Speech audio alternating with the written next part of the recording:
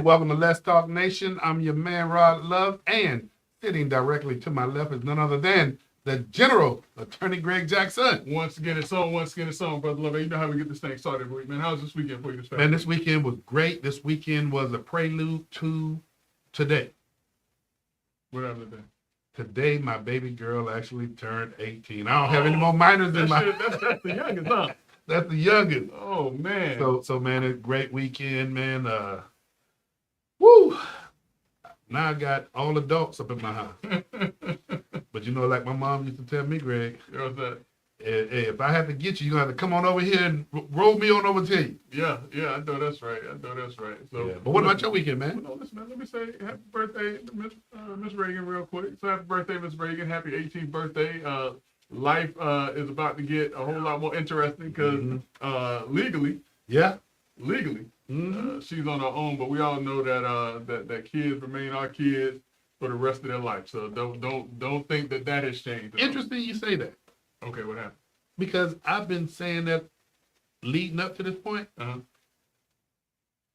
When our children turn 18, and you hit it right on the head, Brother Jackson, hey man, the decisions that they make have, man, more extreme consequences, as well as decisions they make that will reward them as well.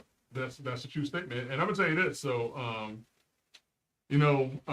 just from a legal perspective. So when we talk about legal perspective, this is what makes it a little bit scary for the newly anointed adults, the 8-year-olds. Things happen. It's no longer call your mom and your dad to address certain things. So let's say, for instance, just a worst case scenario. Let's say, for instance, a 17-year-old or a 6-year-old is involved in an accident. I can't put that name in a complaint. If you're going to sue, you have to put the parent's name as the guardian and parent of whomever it is. Now they put their name in. Now it's time where you are solely responsible or wholly responsible for anything that you do. That's the bad thing. But then the good thing too is that you can start making decisions, and hopefully with the right guidance from parents. I heard that you and Doc Polite did a show, the sit down, just before we got here. The difference between a dad and a father. Yes. And this is one of those times when, and I think, I was on a conference call, so I didn't hear it, but I think I know the answer to this. This is where dads step in and continue to give guidance to your kids, to where even though they are technically adults, we're still giving them the guidance and the direction that they need in order to make good decisions to be viable citizens in these United States. So. Greg, you hit the nail on the head. And Doc, I know you right there by that button, man. Buzz on in here real quick, man, if you would. Because, Greg, you hit it right on the head. Greg, do you think conversations are being had with young people that are about to turn 18 about the legality of it? No, not at all. Absolutely not. But do you think it should be? Absolutely, yes. Because like I said, I don't think that young people understand that the minute you turn 17, a literal switch flips, and you are now an adult and responsible for all of your actions. The minute and 18 does not make you grown. You're right. Listen, 21 does not make you grown. But at 18, the law says that flip switches, and it's all on you now. In the legal term is reach the age of majority. It doesn't mean you're an adult. It's reach the age of majority. Yeah. Hey, Doc, isn't that the one piece that we missed with having a conversation earlier on the sit down about the distinction between being a father and being a daddy, and that legal aspect? Great. Nobody had that conversation with me, and I really, I'm always telling my kids, make wise decisions. Yeah. Make wise decisions. Yeah. But I haven't coined it from the perspective of the world has changed for you when you become an adult. It's absolutely true. And Doc, I mean, you could probably attest to this also, but, as a dad, that guidance to the children does not end when they reach the age of majority and are years past the age of majority. Am I right? And I'm glad you said that, because what we don't understand in our community, we got to change that dynamic, because I see so many parents still trying to interfere in their kids' life. The child 45 and the mamas and dad is still trying to control them. That's not how that goes. you got to transition. Yeah. Yeah. You transition that relationship. So I know how it benefited me. What I learned. Do you want dad's help? You want my feedback? There you go. If they say no, I shut my mouth. Why? Yeah. Because I don't have to live with the consequences of their decision. That's right. That's right. That's right. Hey. But you make yourself available. You're right. To where Yeah. if they do need that guidance and that wisdom that has been garnered over the years for making good and bad decisions. Because listen, the thing Right. about being an adult that we all have to be willing to embrace is that it's not the good decisions or only the good decisions that we've made that we've grown from. It's also the bad decisions that we have grown from and been able to bounce back from. Now, I'm not saying crazy stuff where you chop somebody's head off and you go and but like we're here, and the things that we learn from the most are the mistakes that we make. You know, it's that deal where you don't know how hot that frying pan is Until you touch. until your mom or your dad done told you several times, don't touch that. Yeah. Don't touch that. It's hot. But you got to test it the for fact yourself. the fact is that it used to be a time where out of courtesy, like law enforcement would kind of talk to the parent, but not anymore. Now they tell you, no, I won't tell you anything about the case. And the same thing with medical. You cannot, the minute you turn 18, boom. Hey, what HIPAA is law Doc talking kick HIPAA? in? Doc talking, you talking HIPAA around here. Yeah. Yeah, you They absolutely can't right. tell you nothing. They can't even That's tell right. you the temperature. Hey, Yeah, Doc, yeah. matter of fact, here go my perfect segue. Appreciate you buzzing on in, but I'm going to defer to the general. Can you let people know who they tuned in to tonight? Listen, right now, if you're hearing these two voices, you're tuned in to two of the most influential voices in Central Florida on this Monday night podcast. Brother Love and Greg Jackson, the dynamic duo guaranteed to raise your IQ 10 to 15 points. And on some nights, Brother Love, we take it up to 25 or 30. If you want to be a part of the night's conversation, all you got to do is hit 321-483-7002 to talk to two of the most influential voices in Central Florida, Brother Love and Greg Jackson, the dynamic duo. Brother Love, let's get it on. And then speaking about getting it on, man, and I mean, and this is no, I'm not even going to use this as a pun. Greg, Yeah, there's some things taking place, man, on the West Coast. yeah, That, yeah. man, it's affecting people, man. I mean, just really, I don't know how many people have lost their life to this fire. Well, the known number right now is 24. Man, But what I suspect is that as the dust clears, as things start to calm a little bit, that number is going to go up. I'm not going to say significantly because I hope it's not significantly, but I'm guessing that number is going to go up. The other thing too, though, Brother Love, is that they are now saying that in that area that they should expect hurricane force winds.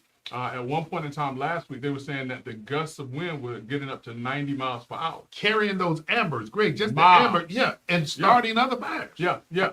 And so, one of the things, Brother Love, and what we got to talk about on this is that, some people are saying, this could have been avoided.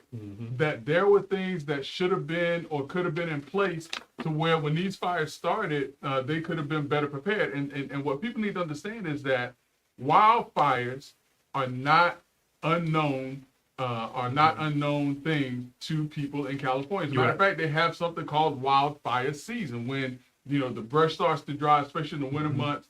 That there is a higher likelihood of there to be wildfires, or what we call here in Florida brush fires, and that the state of California, its elected officials, should have known and done a better job to be prepared for this wildfire season. But Greg, I'd be, if I'm a resident that was affected by these wildfires, man, I'm beyond pissed because you done lost everything. And then you and I, we have this conversation about holding people accountable. Yeah.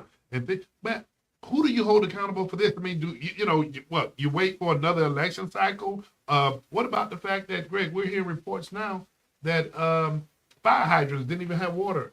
Listen, fire hydrants didn't have water, reservoirs didn't have water. We're also hearing that the fire chief for LA County is saying that she was not provided with the resources in order to be prepared for this wildfire season. Right now, we're hearing that the fire department in that area is operating at below capacity. I think they said they're operating at 52% right now, that they need at least 64 more fire stations in that area.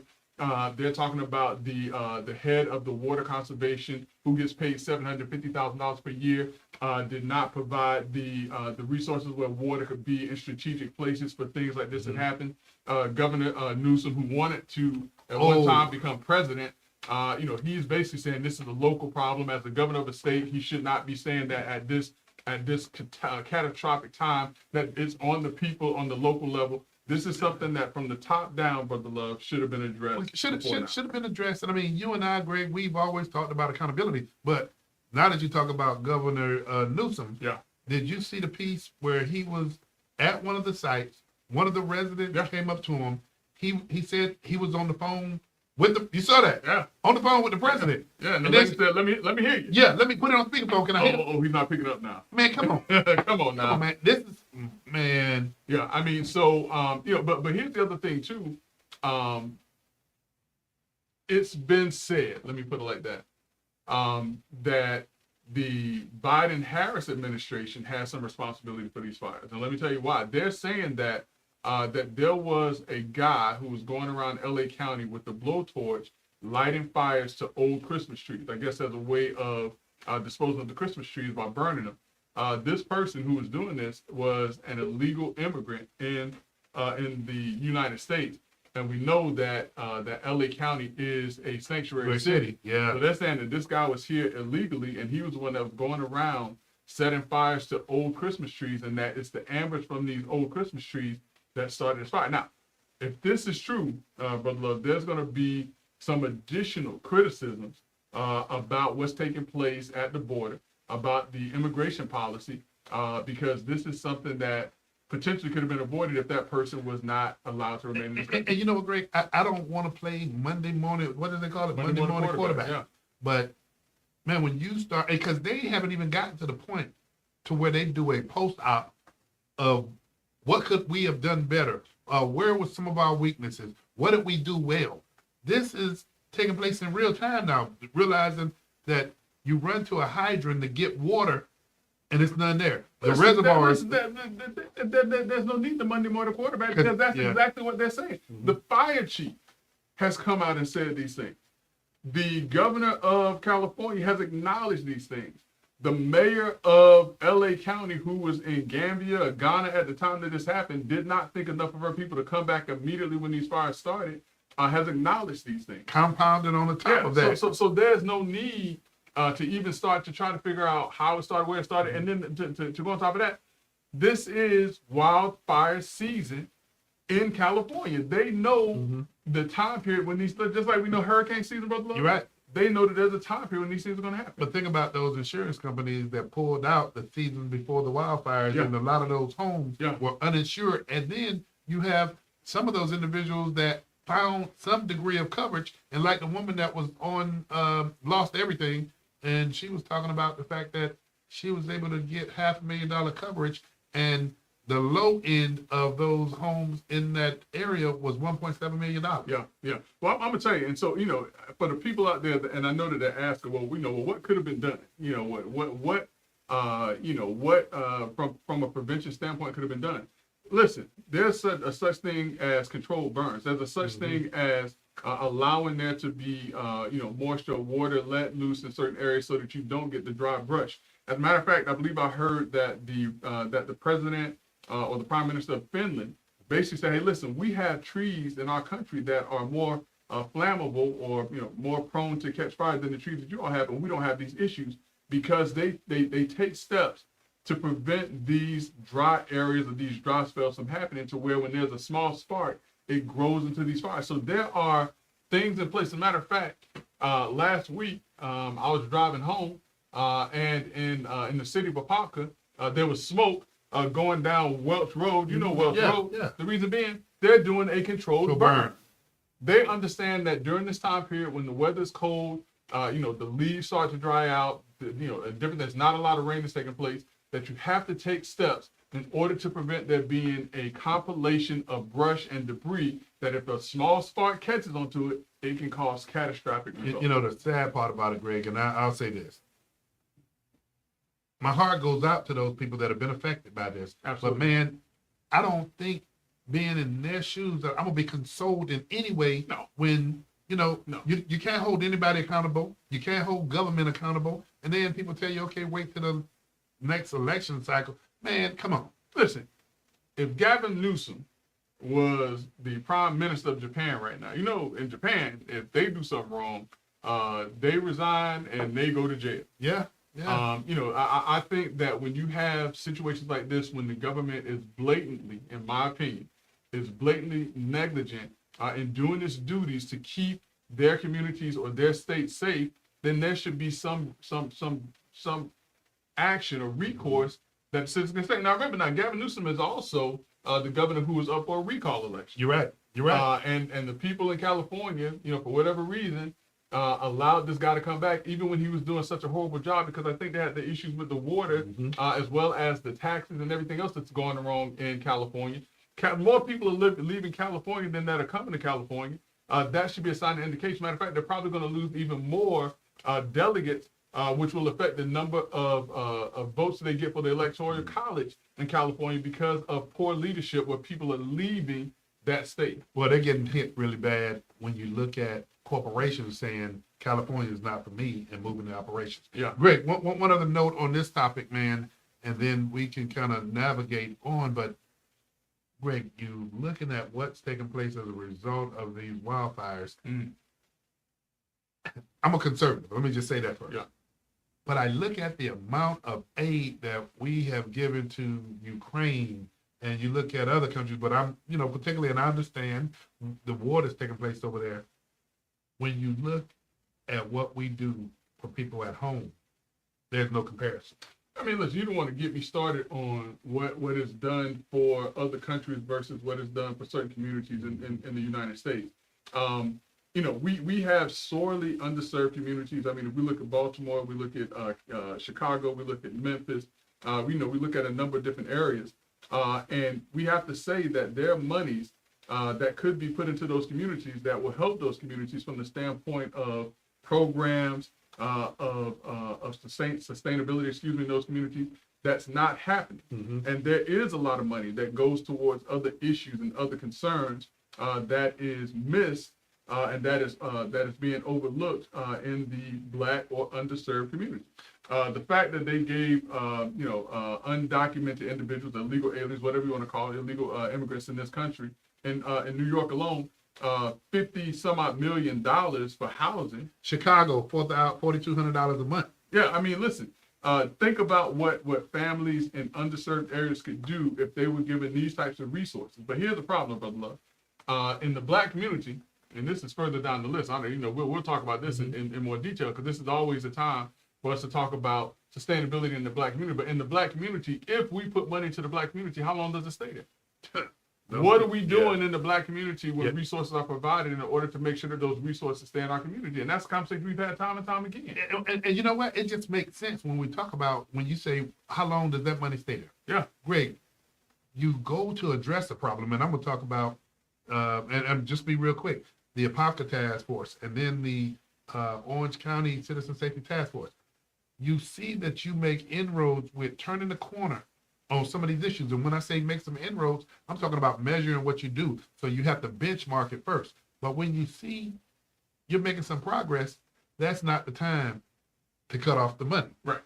And that's what we see happen. Right. But listen, I'll even say, even without relying on government, or even without government doing what it should do in helping communities, the Black community should understand that we have a rich history of being able to do for ourselves. And if we go back and we look at, and we talked about this before, Black Wall Street, if we look at African-American communities before segregation, we were self-sustaining in our own communities, had our own drugstores, our own grocery stores, our own movie theaters, our own pharmacies, our own property, all our own banks. And once integration hit, we forgot that we were a self-sustaining community in and of ourselves. And so now, whenever you have monies that come into the Black community, we are in such a rush and in a hurry to put it in other communities until we can't sustain businesses in the African-American community. Great. I wasn't going to deviate, but I got to right now. Yeah. I don't know if you saw where there's going to be a special session called for the state of Florida, Florida legislature. It was announced today. Okay. That special session is going to be called to prepare Florida to be positioned because there's the anticipation that when President Trump takes his oath of office, that he's going to step forward with some immediate legislation that's going to impact undocumented immigrants in this country. Okay. And so, just to your point, that there's going to be a special session to whatever the law that they put in place to complement what's going to take place at the federal level. Here's the one thing that came to mind, and I said, man, I hope specifically our Black elected officials don't get distracted with jumping up to fight about something that we've been talking about for years, and that is to address Border Patrol. Let's address some of these issues that we're talking about now. Sustainability in these communities that need all the help in the world. Yeah. Don't get distracted by talking about that when you got this in front of you. Yeah, no doubt. Well, listen, as we talk about community, sustaining communities, we have a fantastic day that's getting ready to come up. Yes. One that commemorates the life and memory of a great man in the history of the United States. And we're going to talk a little bit more about some of the other contributors to the civil rights movement. But I believe we have someone who is going to be joining us here. He's going to be talking to us about the MLK luncheon that's going to be taking place here in Orlando, Florida. So, Doc Polite, if we have our special guest who's joining us tonight, man, if he wants to come in, we can go ahead and get this thing started. All righty, he's coming right. All righty. Brother Davis, what's going on, man? Good evening, gentlemen. How's It's it so good going? to see you. It's truly an honor to be here with you man. again. Good to see you too. Absolutely. Yeah. So listen, as always, I gotta welcome you in the name of the Black and Gold. Ain't no shame in my game. They all know it now. Hey, they there all you go. know it. There you go. Listen, it is what it is. Yes. Thank you, brothers. Brother Davis, man, good seeing you, man. Absolutely. And, the conversation that you're having there is just quite compelling, and there's so much to unpack there. It really, really is. And I think that what we have coming up in terms of Dr. King's celebrating all of his contributions ties right into how we can uplift the community, right? And which is what we're trying to do here. And so, as you know, the brothers are engaged and have several activities coming up this week. The first one being the MLK Forum at FAMU on Thursday, 7 to 8:30 p.m. And that forum will be hosted by our own brother, Jalen Christie. Mm-hmm. And we have 5 great panelists that he'll be speaking with. And this is really around trying to identify potential solutions. We want people to leave the forum with ideas and things that they can do to go and really make an impact. Not just come out and listen to each other, but listen to each other in a way that we can come up with solutions that we can go back to our communities and implement. So, Brother Davis, let me ask you this. Because you and Brother Jackson, y'all skirted around it. The Black and Gold and the brothers. Man, come on, y'all tell folk about this great organization that I'm not a part of, but I still think it's great. Come on, Greg, tell people about that organization. I mean, listen, I'm gonna let Brother Davis go ahead and out because they hear me say it every time. Absolutely, it is Alpha Phi Alpha fraternity. Delta Phi Lambda chapter here in Orlando. 1906, we started way back then, and we've been going ever since, trying to make a real improvement in our communities.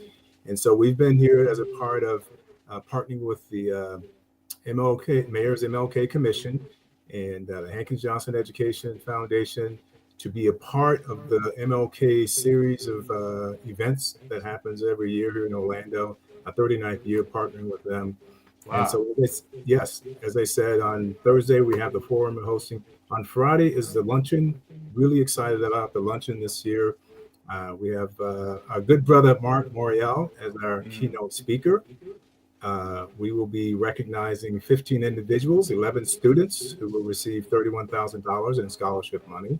Nice. And then we'll be recognizing 5 community leaders for all of the work that they're doing, champions in our community who are really making a difference and making an impact in the Orlando area. So now, real quick, Brother Davis, let's take a step back and let's talk a little bit about the forum. What do folks need to do if they want to attend that forum? Right. So you need to show up at FAMU. Like I said, be there before 7 p.m. because we kick off right on time at 7 p.m. And that's on FAMU Law Drive Lane. I think it's 201. So you can just show up there and come on and be a part of the activity. It's right there at the law school. And with regards to the luncheon, you mentioned that there are going to be 11 students that are recognized scholarship money that are given. I Yes. think that scholarship money is actually a derivative of another activity. Yes, That the it brothers is. of Alpha Ye- Phi Alpha were actually a part of. What? It slips my mind, Brother Davis. What was that exactly? Yes. So yes, the MLK luncheon is a fundraiser to fund those scholarships. So we need people to support our luncheon, come out and be a part of that. I'll be honest with you, we are at capacity, but there is a few seats left, and so you can reach out and call us and get on our wait list, if you will. However, there's an exception for you, brothers. So Well said. there's an exception for you, brothers. I have a couple of seats reserved for you if you're available. But for others, we don't have a lot of seats left. So feel free to reach out. You can call us at 321-754-8649 or 407-453-4279.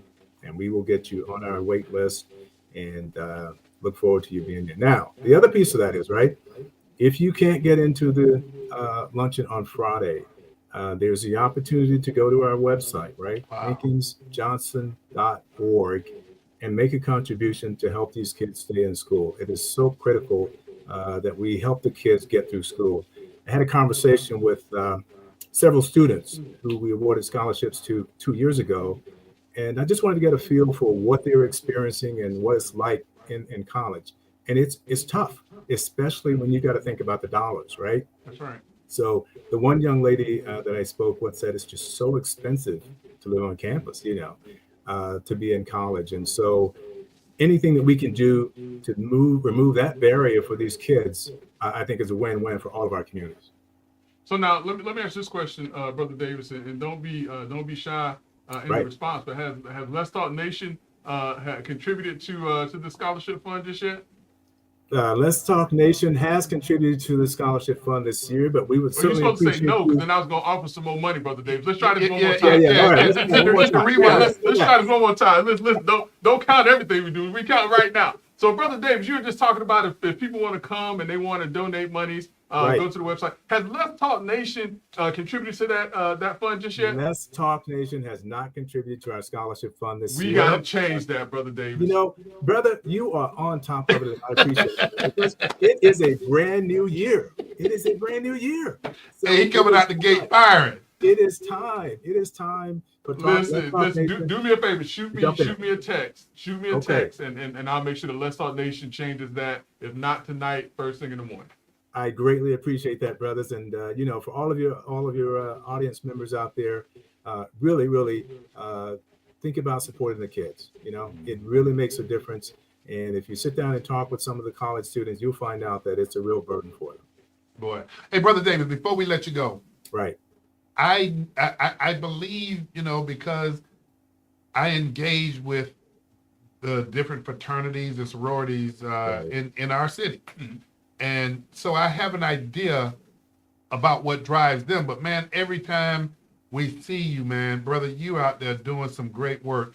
So I want to put you on the spot and just ask you this question, and I want to ask it to you out of love and humbleness.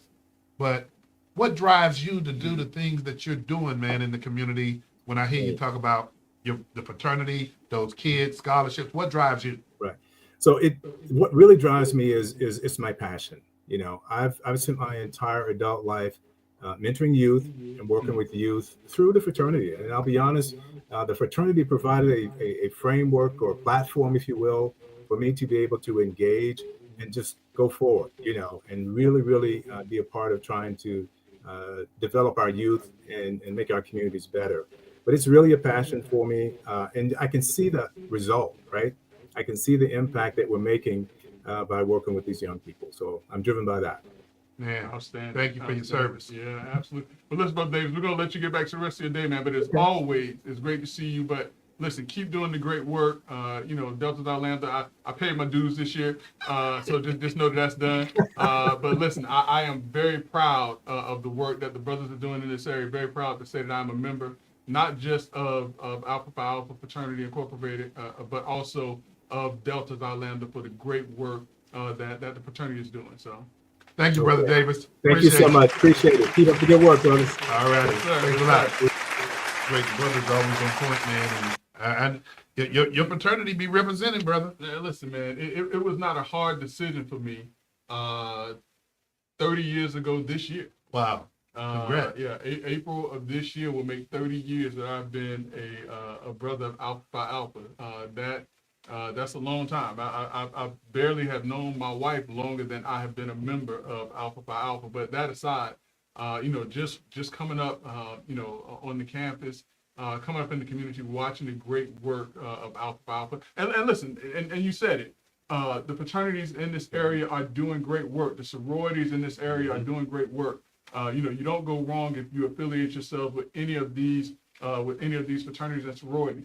Just for me, it was Alpha Phi Alpha that just stuck in my heart, and why I became a brother Alpha Alpha. And like I said, I'm very proud of the work that the brothers do. I try to make sure that I support as much as I can, and it's because of these efforts here. So, Well, I tell you what, Greg, what I listened to when we had Brother Davis on here, man, I had to ask that question because I was listening to his heart, and he basically said the fraternity provided the platform for him to live his passion and work with young people. So absolutely. But listen, one of the things that a lot of people know, but some people may forget, is that one of the preeminent brothers of Alpha Phi Alpha was, and in my mind is, Martin Luther King Jr., who was a civil rights advocate. He gave his life, for the civil rights cause in a nonviolent form of protest in order to bring about the atrocities that the African Americans were facing here in this country. But Brother Love, MLK Day also, I believe, is a day to remember and commemorate all of the other individuals whose lives were cut short or who lost their lives in the fight for civil rights here in this country. And so right now, Brother Love, in addition to, Martin Luther King Jr. And MLK Day, I think that it is also appropriate if we just kind of go through the list and talk about some of the other people who have lost their lives as a part of the civil rights movement. And we're not going to start where people think we're going to start. We're going to start with probably one of the first individuals who lost their lives as a part of the civil rights movement before it was technically known as the civil rights movement. So this is going to throw everybody, Greg, but talk to me about Abraham. Abraham Lincoln, Brother Love. We believe that Abraham Lincoln was one of the first individuals whose lives was lost because of a fight due to human injustices. The Emancipation Proclamation, and I've said this time and time again, that the Emancipation Proclamation did not free slaves in the United States. It freed the slaves in the states that had left the Union. But his efforts is what led to the amendment for slavery to be abolished. And so Abraham Lincoln, who was shot and killed in 1864, was probably one of the first civil rights activists on record who lost their lives for the fight for the rights of all men to be and treated equally. So tell me about State Senator John Stevens. So John Stevens, this is 1913. John Stevens was a state senator who also fought to assist freed slaves at a time that was somewhat, it was about 50 years after slavery, but even 50 years after slavery, there were individuals who had come from that institution, who had come out from under slavery, although they had had kids and probably grandkids by that time, who did not know that system as intimately as they did. So he assisted, freed slaves, and he lost his life in 1913 because of his efforts to help free slaves. Greg, something, when we have conversation and we talk about and celebrate MLK Day, it all revolves around the Black heritage aspect. Yeah. And we and you and I, we have these conversations that if we depended solely on Black folk when we talk about liberation, when we talk about freedom, when we talk about advancement, I don't know that we'd be that further along if we didn't have the inclusion of everybody. Yeah. And so with that, Greg, tell me about George Lee as it relates to civil rights. George Lee was an American civil rights leader. He was also a minister. Now, I do believe that he was African American, but the two first ones that we mentioned, Abraham Lincoln, Senator Smith, they were Caucasians, African Caucasian. American, yeah. But in addition to that, you have Thomas Hensey Brewer, who lost his life in 1956. He was a co-founder of one of the chapters of the NAACP. The NAACP welcomed members who were of all hues, who believed in the advancement of colored people. That's what the CP stands for, or of black folks. And so he was another one that lost his Well, life. Greg, 1955, you're talking about Lamar Smith, civil rights leader, farmer, Yeah. and veteran. That's right. That's right. And if we're talking about veteran, he was probably a veteran of the Civil War at that particular time, or something like that.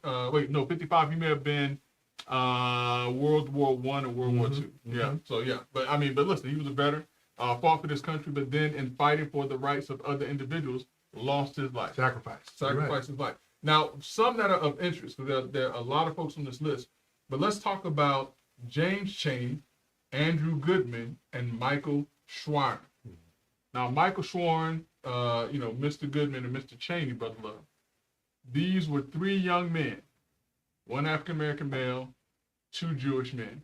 All right? That lets you know the diversity of the civil rights movement, because it wasn't just the older generation that was fighting for the rights or looking to bring about an understanding and the knowledge of what was taking place in areas where blacks were being kept from voting.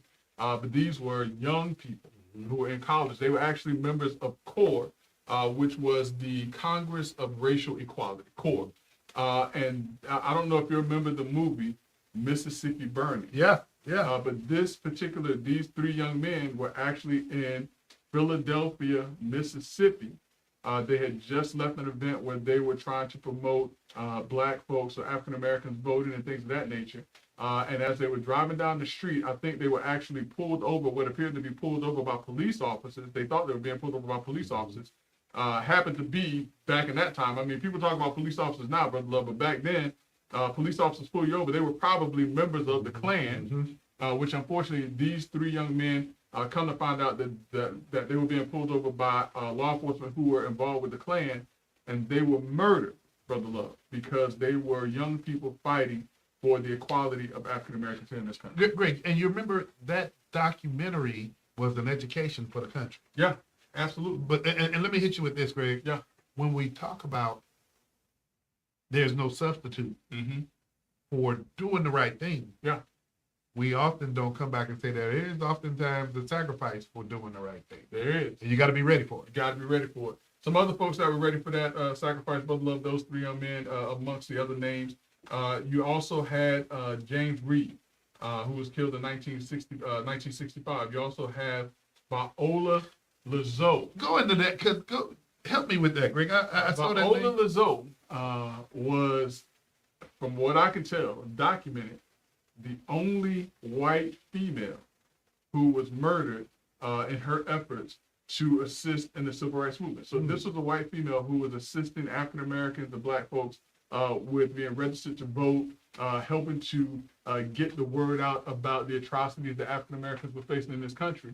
And you guessed it again, the Ku Klux Klan was responsible for the death of this woman who was working only to help to improve the life and the situations of African Americans in this country. So now, Brother, we've talked about white men, we've talked about young white men, Jewish men, we've talked about African American men. You now have a white female who's a part of this list of individuals whose lives were taken because they were fighting for the rights of African Americans here in this country. Some of the names that some folks may recognize, Malcolm X, killed in 1965. Now, his was somewhat interesting because remember, Malcolm X was killed, it wasn't the Apollo Theater, but it was somewhere in that area in New York where he was killed. And he was actually killed by by an African American, by a black guy. But what they're saying is that black guy was a part of a conspiracy by the U.S. government to murder Malcolm X. Now, a lot of these murders that we see here, some of them have been attributed to government conspiracy. And if you look, Brother Love, when we start talking about these murders, we're talking about 1955 to 1965, that there were a number of individuals who were murdered that were considered to be civil rights activists, but I dare to say that there were some individuals who we would never know their names who were also killed and murdered. I mean, think about Emmett Till during this time period. He was murdered during that time. There were other individuals who were murdered either because of the color of their skin or for the fight for civil rights of African Americans. When I see these dates on here, Greg, when I see the 1955 and it goes all the way to 67, 69, while these dates will probably be so far removed from my children's mind. Yeah. And you're younger than me, but when I see these dates, man, Greg, it is real scary to look at this and think that we were still addressing and dealing with the level of racism in the 20th century. Yes. In the 20th century. Bernard Dahmer, another white male who was assistant with the civil rights efforts. We talk about Robert Spike. He was an American civil rights activist. He was a black gentleman. Ernest Jackson. He was actually the American NAACP chapter treasurer at the time that he was murdered. We also had, I think I mentioned Herbert Lee. The thing about Herbert Lee that was kind of interesting to me is that William Lewis Moore, who was murdered in 1963, actually witnessed the murder of Herbert Lee and went and spoke to the authorities about that murder. And lo and behold, 2 years later, he was murdered. And so that's what I was saying. Some of these murders appear to have been a part of a conspiracy against African Americans at that time who were fighting for civil rights. So we get up to that point, and the reason why I wanted to build up to that, but look at the number of people who were murdered that when Martin Luther King came about. These were the things that he saw and that he had to address, knowing. Because think about it, Brother Love, at this time he knew, as well as a lot of other individuals that were part of the movement, but they knew at that time that you speaking out was a target. You were a target. You speaking out to say that black people deserve the right to vote, black people deserve to have the same or go to the same schools. It's not about the color of your skin, but the content of your character. He knew that if he stood up and he said these things, that there was a possibility that he would lose his life, and yet still he stood up and was very vocal about moving forward with the movement. And not only that, his nonviolent movement taken from Mahatma Gandhi and doing things in a nonviolent fashion is what many people credited or have credited with getting the world's attention about what was taking place to Black Americans, the African Americans here in this country. When you saw people who were peacefully walking down the street having dogs sicked on them, when you had people who were peacefully sitting in protest being beat and hit with bats, when you saw people who were peacefully protesting who were having water hose turned on them, the world looked at that and they looked at the United States and said, there's a real problem in that country because all they're doing is peaceably asking to be treated with dignity and respect. And they trained individuals back then about how to demonstrate and through nonviolence. Yeah. You had, Greg, you had to get your mind right. Well, now, remember now, Dr. Martin Luther King's movement did that. And then the polar opposite of that, as you well know, was the Malcolm X side. Listen, I mean, you had the Nation of Islam that was coming, and it was like an eye for an eye, two for the two. Yeah. So listen, you had competing movements that were trying to address an atrocity here in this country. But both, I mean, if we look, whether we look at Malcolm X or Dr. Martin Luther King Jr. or the other individuals who were part of this movement, they knew that being a part of this movement potentially meant that they could lose their lives. You're right. And Greg, we often speak about the fact that if you look at a Malcolm X, if you look at an MLK, these are individuals that knew what they were advocating for, they would never ever benefit from. Yeah. They did it in service to others, knowing that the future would benefit from this, all the while knowing, just like you framed this up, they knew they were on the radar. Yeah. Medgar Evers. Yeah. Who was the husband and wife couple here in Florida? Oh man, they did a movie about them. We went to the premiere. Oh, what was that, Greg? Oh man, it'll come to me. I can't think of the name. Or someone in Let's Talk Nation, because we got the smartest podcast audience around. If someone can just remind us, I mean, you just remind us of who it was. Oh man, they did the movie about Harry T. Moore. Harry T. Moore, thanks. And it was his wife also, right? Yeah, the wife and there's as well. a memorial, I think, downtown. Yeah. Did they put that? Was it a memorial in the city of Orlando that recognizes efforts? Yeah. The other one, Fred Hampton, who was also a part of the other movement. He was a part of the National Black Panther Party, the National Black Panther Movement.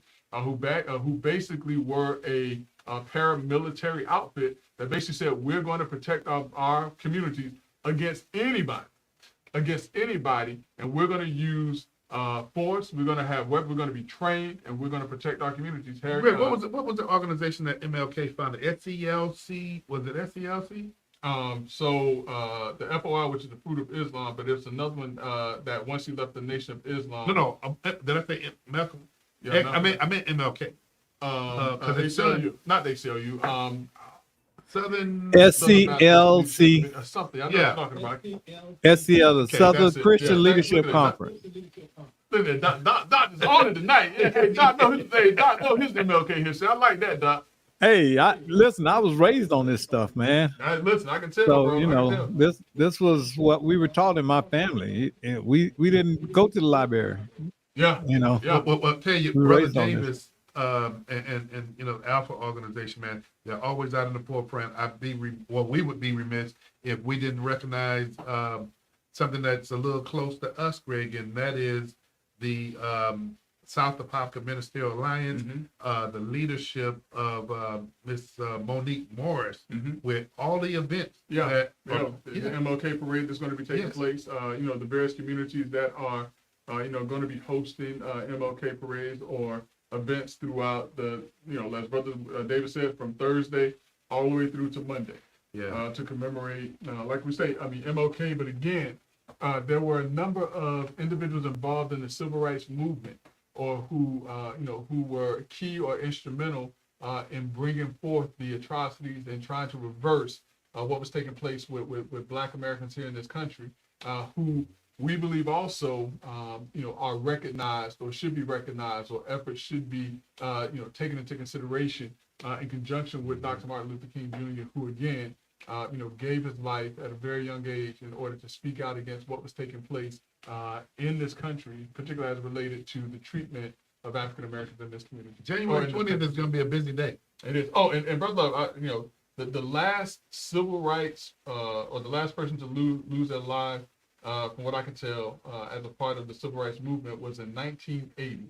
A gentleman by the name of Alec Lowenstein, another one of our Jewish brothers, who in 1980 lost his life in his efforts to fight for civil rights here in this country. It's Man, made it in just 1980. don't seem so far away. Yeah, it's not. But listen, man, when these young people talk about, all of the atrocities of this country and different things like that, listen, I get it. I understand. I understand that you feel like, you're not being given a fair shake. But if you look at what your grandparents' parents went through, and the things that they had to go through, and all of those things, you would be greatly appreciative of where you are today. I think that that this younger generation has forgotten, or don't know, I should say forgotten because they didn't see it. They have no idea what the generations ahead of us and ahead of them had to do in order for us to be in the position that we're in. So it always baffles me, Brother Love, and it always frustrates me and distresses me when I see young people not taking advantage of every opportunity that's given to them, and that they would much rather, in my opinion, that's my opinion, make excuses for not getting out there and fighting and trying harder, because there are people who literally lost their lives. You're right. In order for the treatment of African Americans in this country to be what it is today, which is a whole heck of a lot better than what it was in the 1930s, 40s, 50s, 60s, 70s.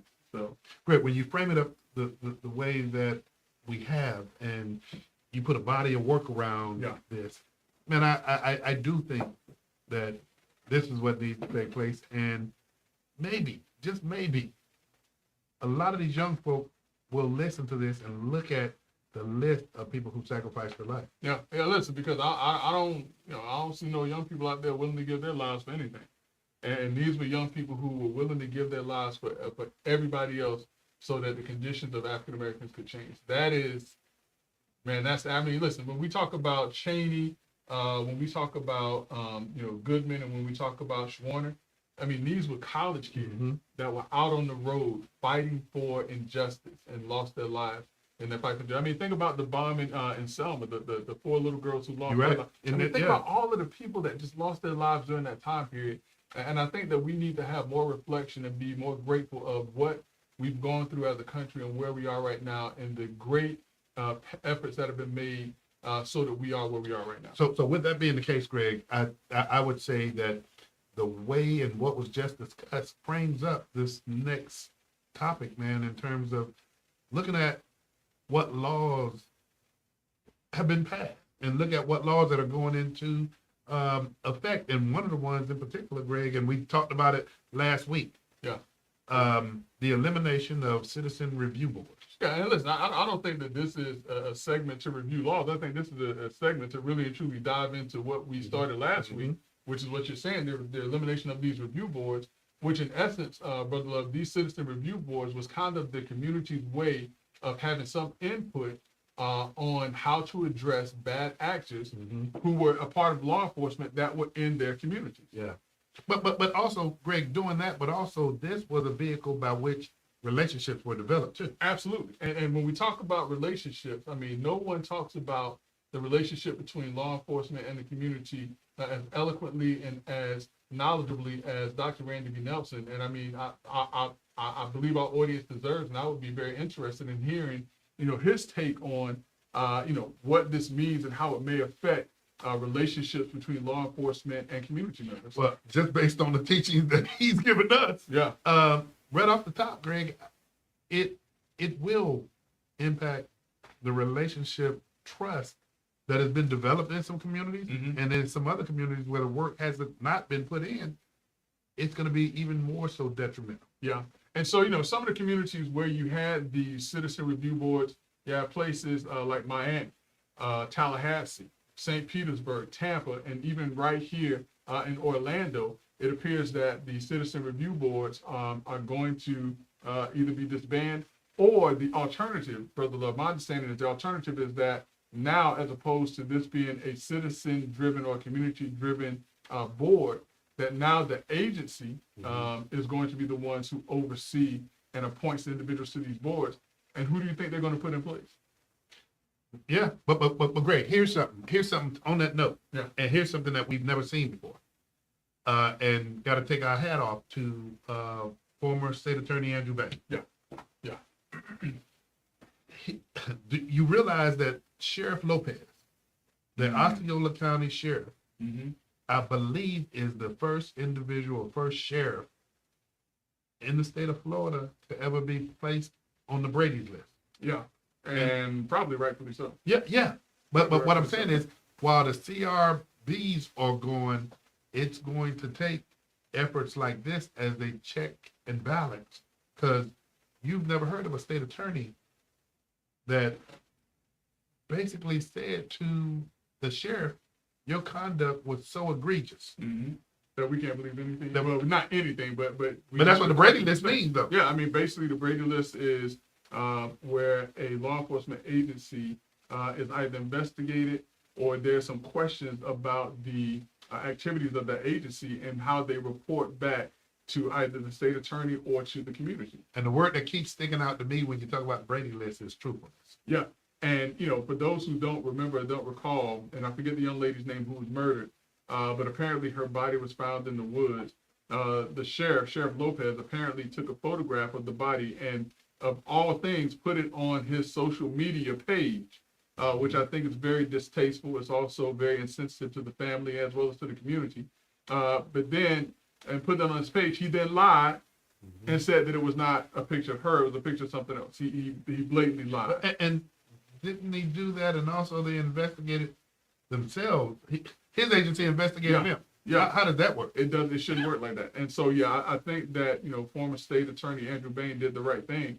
I know that Lopez basically said that this was a part of political retribution, but I think that it was very clear what Sheriff Lopez did. I mean, everybody saw it. So this was not political retribution. This was holding you as an agency that has to be checked, because we can't believe your words. If you lie about something that simple, what else are you not telling us the truth? Yeah. Greg, I got to make you shift gears, man, because I do want to know about some of the other laws that took effect, and one of them in particular. Greg, what's your thoughts about the HOA? But now this law here just basically talks about the fact that that law enforcement cars can be parked in the driveways by HOAs, because typically HOAs say that you can't park a vehicle Work in your vehicle, driveway. yeah. Work. So now they're saying, look, y'all a bit ridiculous on this. Law enforcement can park there. And listen, for some communities, it is helpful. It is a deterrent.